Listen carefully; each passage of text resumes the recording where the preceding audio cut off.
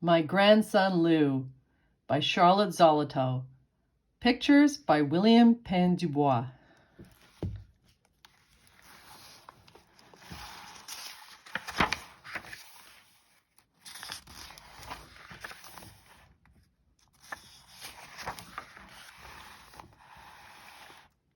Louis woke in the night. His mother heard him call. "What is it?" she said, sitting on the edge of his bed. "I miss Grandpa," Louis said. "You miss him?" said Lou's mother. "You were 2 when he died. Now you're 6 and you never asked for him before." "I think about him though," said Lou. "I remember him. He had a beard and it scratched when he kissed me." "What else?" asked his mother. "What else do you remember?" "Blue eyes," said Louis. "I remember how his beard scratched, but I remember his eyes more. He gave me eye hugs nights like this when I woke up and called." "Grandpa came in the night?" asked Lou's mother. "Yes," said Lou. "I'd call, and instead of you, Grandpa would come. He had a long white bathrobe, and he'd look like a sailboat coming in the door. He'd lean over and pick me up. His beard scratched, and then he'd smile and hug me.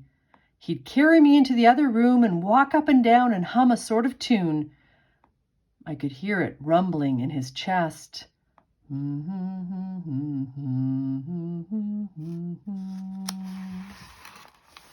"I never knew this," Louis's mother said. "What else do you remember?" "He wasn't here much," said Louis. "He came when you and Father went away." "I remember him mostly at night, but once in the daytime we went out. He carried me up a lot of stairs, and we looked at pictures with bright colors, and one of an ocean and a sky." "The museum," said Lou's mother. "You do remember.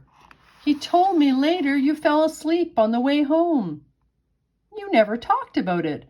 I never knew you remembered him at all." "I only half remember," Louis said, "but I can still feel him carrying me. His arms were strong, and he smelled of powder and tobacco. Once he let me warm my hands around his pipe.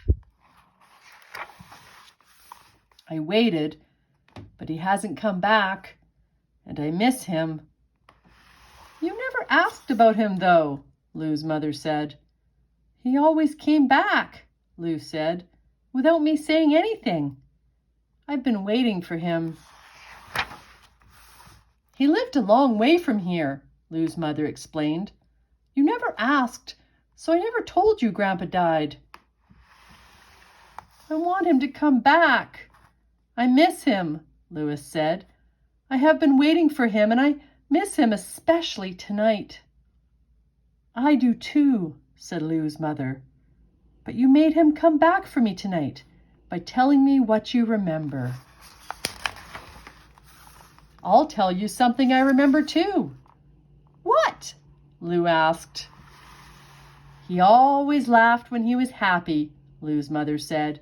"When you were born, he laughed out loud when he looked at you. 'My grandson,' he said. 'My grandson Lou.' He took you out of the nurse's arms and handled you as though you were a kitten. He touched your hair and your cheek and smiled at you as though you and he were alone in the room. 'My grandson,' he kept saying, 'my grandson Lou.'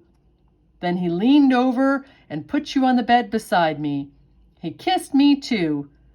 'Anytime you want,' he said, 'I'll come to stay with them.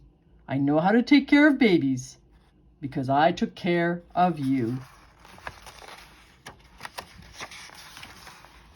And whenever your father and I went away, Grandpa took the plane back here to stay with you. But I never knew. He never told me you called him in the night. He liked to paint. That's why he took you to the museum. He's too little, I said. He won't remember. But I do, said Lou. I remember him taking me. I miss him. So do I, Lou's mother said. But now we will remember him together, and neither of us will be so lonely as we would be if we had to remember him alone. The end.